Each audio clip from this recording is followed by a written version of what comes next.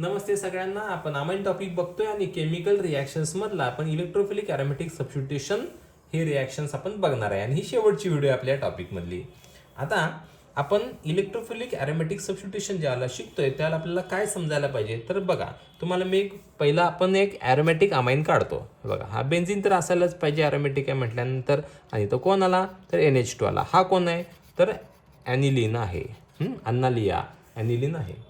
आता याचं आपल्याला ॲरोमॅटिक सबस्टिट्यूशन करायचं आहे. मग आता इथं काय होतं आहे बघा, अमायनो ग्रुप हा जो काय आहे ना तो ऑर्थो आणि पॅरा डायरेक्टिंग आणि जो असा ग्रुप आहे हा की तुमचा ऑर्थो आणि पॅरा जे काही पोझिशन्स आहेत ना ह्यांना ॲक्टिवेट करतो आणि ॲक्टिवेट केल्यामुळंच इलेक्ट्रोफिलिक ॲरोमॅटिक सबस्टिट्यूशन होत राहते. ह्याचं ॲक्टिवेट करण्याचं सगळ्यात महत्त्वाचं कारण सगळ्यांना माहीत असेल, ऑलरेडी आपण हे शिकलोय. ह्या नायट्रोजनवर असते लोन पेअर, हा रिच आहे. आणि ह्या दलिंदर बेन्झीन हा लोन पेअर इकडे येते, इथं निगेटिव्ह चार्ज, इथं निगेटिव्ह चार्ज आणि इथं निगेटिव्ह चार्ज. म्हणजे बघा, तुमचा ह्या ऑर्थो पोझिशनला, पॅरा पोझिशनला आणि ह्या ऑर्थो पोझिशनला निगेटिव्ह चार्ज फिरत राहतो. त्यामुळेच ही रिॲक्शन होते. हे आपण हॅलोजन डेरिव्हेटिव्हमध्ये बघितले.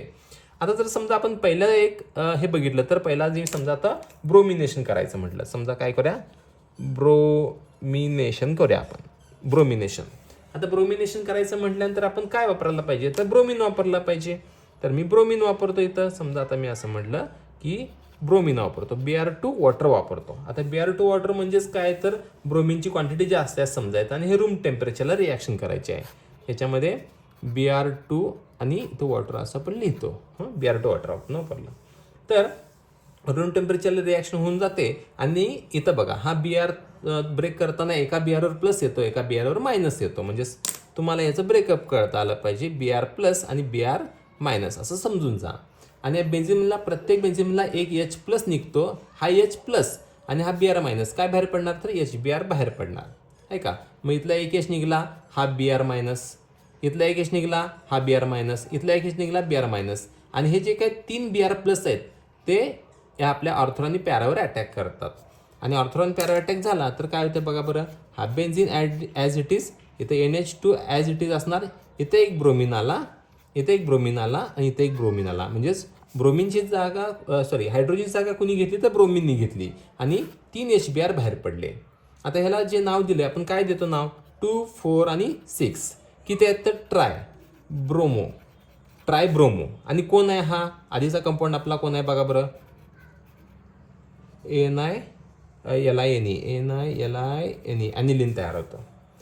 2, 4, 6 ट्रायब्रोमो ॲनिलीन प्रोड्यूस होतो. आता याच्यामध्ये आपण काय केलं तर ब्रोमिनेशन केलं. आता सेम फॉर्मॅटमध्ये आपल्याला आता काय करायचं, इथं नायट्रेशन करायचं. समजा मी असं म्हटलं इथं नायट्रेशन करायचं. आता सेकंड रिॲक्शन, ही फर्स्ट रिॲक्शन झाली ब्रोमिनेशनवाली. आता नायट्रेशन करायचं म्हटल्यानंतर आपण काय तर सुरुवातीला सेम फॉर्मॅट मी सांगितलं तसा, हा कोण आहे सांगा बरं, हा ॲनिलीन घ्यायचा. आता नायट्रेशनसाठी आपण काय वापरतो तर सगळ्यांना माहिती आहे, आपण वापरले आजपर्यंत HNO3 वापरतो. आपण हे ऑलरेडी केलं आहे. आणि हे पण कसं वापरायचं तर कॉन्सन्ट्रेटेड वापरायचं. आणि ज्याला नायट्रेशन करत असतं त्याला कॉन्सन्ट्रेटेड सल्फ्युरिक ॲसिड पाहिजेच, ह्याच्याशिवाय हे नायट्रेशन होत नाही. आणि 288 केल्विनला आपण ही रिॲक्शन करतो. आता नायट्रेशन करत असताना आपण काय करणार आहे बघा, तर डायरेक्ट नायट्रेशन ॲनिलीनचं जे काय आहे ना तर तो काय करतं तर ऑर्थो, मेटा आणि पॅरा हे तिन्ही कंपाऊंड्स तयार करतात. आपण जनरली काय म्हणतो तो आजपर्यंत की ऑर्थो आणि पॅरावरच अटॅक होतो, पण इथं काय होतं तर मेटावर पण अटॅक होतो. मग तिन्ही कंपाऊंड्स तयार होत आहेत आणि तिन्ही कंपाऊंड्स तयार होतात आणि हे तिन्ही कंपाऊंड्स तयार होण्याचे पण कारण आहेत. आता याच्यामध्ये ॲसिडिक मिडियममध्ये जो हा NH2 ग्रुप आहे ना, तर NH2 ग्रुप काय करतो तर प्रोटोनेटेड बनतो. म्हणजेच H प्लस ह्या नायट्रोजनवर अटॅक केल्यानंतर NH3 प्लस बनतो. आणि NH3 प्लस बनल्यामुळं मेटा डायरेक्टिंग म्हणजे तुमची मेटा जी काही पोझिशन आहे ती ॲक्टिवेट होते आणि तुमचा जो इलेक्ट्रोफाईल आहे मेटावर अटॅक करू शकतो. म्हणजेच इथं तुम्हाला नायट्रो ॲनिलीन ऑप्टेन होतो, तयार होतो. मग आता हे तुम्हाला तिन्ही कंपाऊंड तयार करायला लागणार. तिन्ही कंपाऊंड म्हणजे कोणते कोणते बघा, हा NH2 आला आणि इथं NO2 आला. हा बघा, हा कोणता आहे P नायट्रो ॲनिलीन आहे. आणि कोणता कंपाऊंड तयार होतो बघा बरं, हा NH2 आला आणि हा NO2 आला. म्हणजे हा कोणता आहे बघा बरं, M नायट्रो ॲनिलीन. आणि हा शेवटचा फायनल कंपाऊंड बघा बरं, NH2 आणि इथं कोण आहे तर NO2. म्हणजे बघा तुमच्या लक्षात आहे का बघा बरं, इथं मी काय केलं, पॅरावर अटॅक केला. पॅरावर अटॅक केल्यानंतर 51% तयार होतोय P नायट्रो ॲनिलीन. हा मेटर अटॅक झाला तर 47% तयार होतोय एम नायट्रोअॅनिलीन आणि हा ओनली 2% तयार होतोय ओ नायट्रोअॅनिलीन. आता हा तर मेजर असतो, सगळ्यांना माहितीच आहे की आपण लिहित असतो, पण हा स्पेशल आहे. हा स्पेशल का तयार झाला तर समजून घ्या.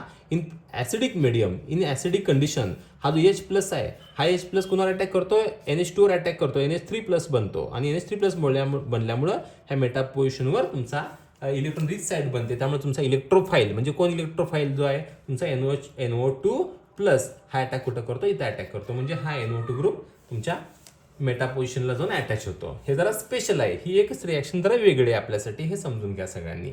आता शेवटची रिॲक्शन आपण जी बघतोय ती सल्फोनेशन. आता सल्फोनेशनमध्ये बघा, सल्फोनेशनमध्ये पण सेमच आहे. आपण आत्ता जेपर्यंत जे केले ना तेच आपण इथं सल्फोनेशनमध्ये करणार आहे. आता याच्यामध्ये काय करतो बघा, इथं आपण हे सुरुवात करतो ते ॲनिलीनपासून सुरुवात करतो NH2 आणि सल्फोनेशन करताना आपण काय करतो तर H2SO4 वापरतो. ते पण कसं वापरतो, कॉन्सन्ट्रेटेड वापरतो, डायल्युटेड वापरायचं नाही आहे. आता याच्यामध्ये मी सांगितलं तसंच इथं काय होतं बघा, इन प्रेझेन्स ऑफ ॲसिड मी काय बोललो होतो तुम्हाला, इथं NH3+ तयार होतो, NH3+.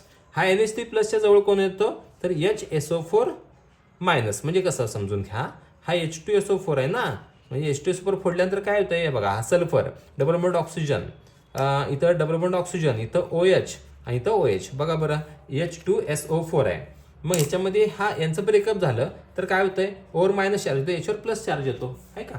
त्यामुळे बघा हा मायनस चार्ज असलेला O एवढा काय HSO4- आणि हा H+ ने याच्यावर अटॅक केला, H2Oचं H3. H+ काय अटॅक केला, ह्याच्यावर असते लोन पेअर.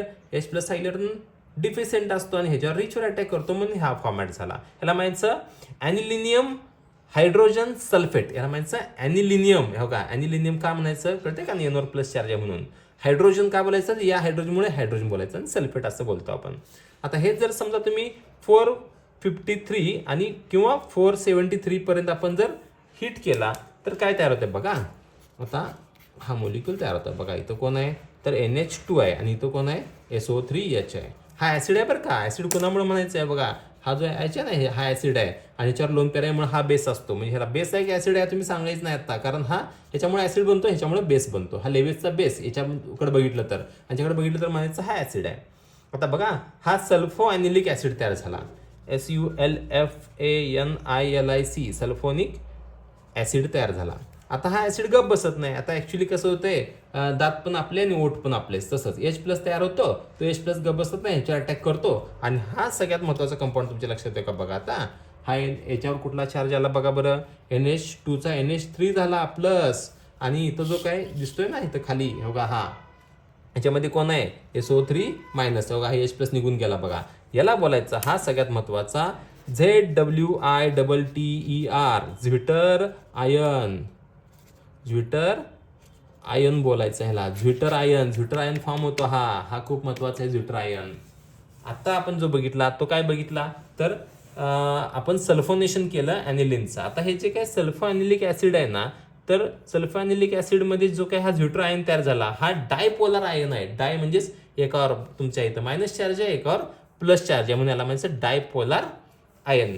आणि हा डायपोलर आयन कुणामुळे तयार झाला तुमच्या लक्षात आलं पाहिजे. इथं एका बाजूला टोकाला ॲसिड आहे, इथे एका टोकाला बेस आहे. ॲसिडचा H+ इथून अटॅक करतो आणि मग तुमचा झ्विटर आयन तयार होतोय. थँक्यू.